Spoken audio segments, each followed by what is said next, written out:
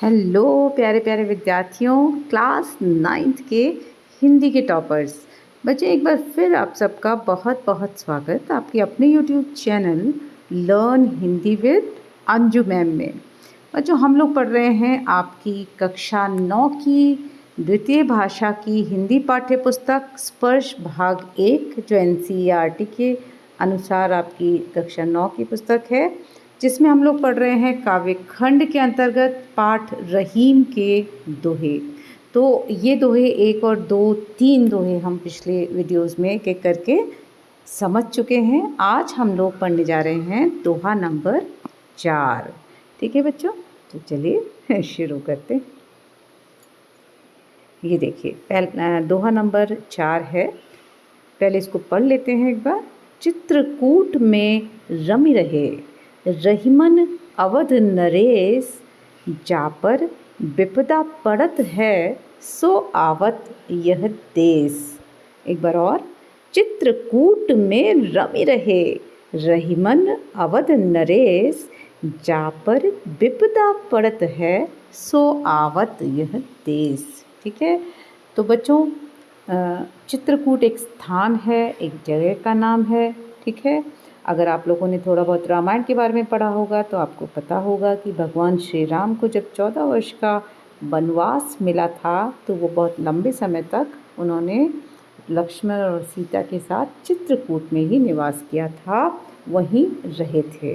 ठीक है, तो चित्रकूट में रमि रहे मतलब रहे, जैसे हम कहते हैं ना, रमना, कहीं पर आराम से रहना, रम जाना, तो लंबे समय तक रहे। इसलिए यहाँ पर ये कहा जा रहा है कि चित्रकूट में रहे, रम कर रहे रहीमन अवध नरेश। रहीमन मतलब रहीम दास जी। हाँ, रहीम दास जी कहते हैं कि अवध के नरेश यानी अवध के राजा राम चित्रकूट में लंबे समय तक रहे।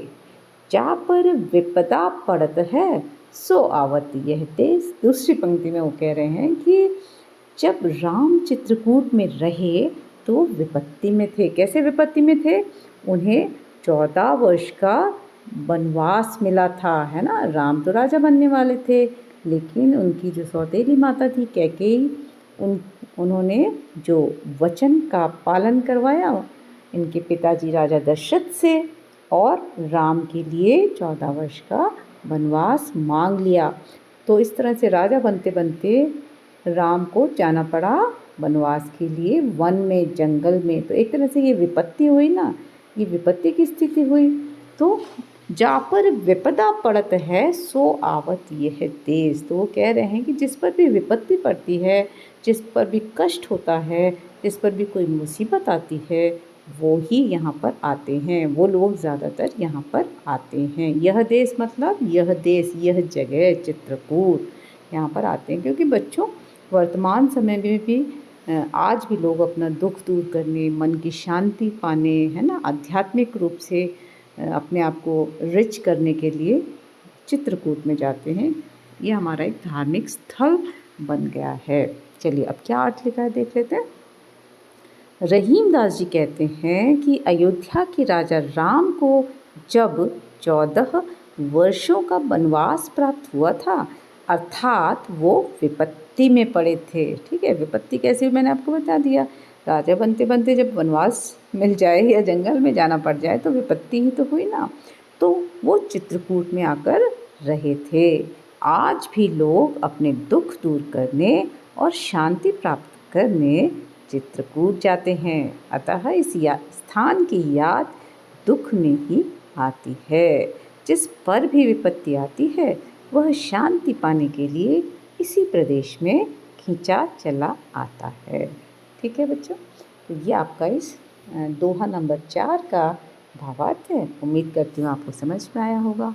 चलिए बच्चों, अब जिन बच्चों ने अभी तक चैनल को सब्सक्राइब नहीं किया है वो सब्सक्राइब ज़रूर कर लीजिएगा और बेल आइकन प्रेस कर लीजिएगा। इसका फ़ायदा क्या होगा कि जो भी वीडियो बनेगा उसका नोटिफिकेशन आपके पास आ जाएगा और आपको उसे ढूंढना नहीं पड़ेगा। ठीक है, इसी तरह से आगे के दोहे भी हम लोग अभी पढ़ते जाएंगे।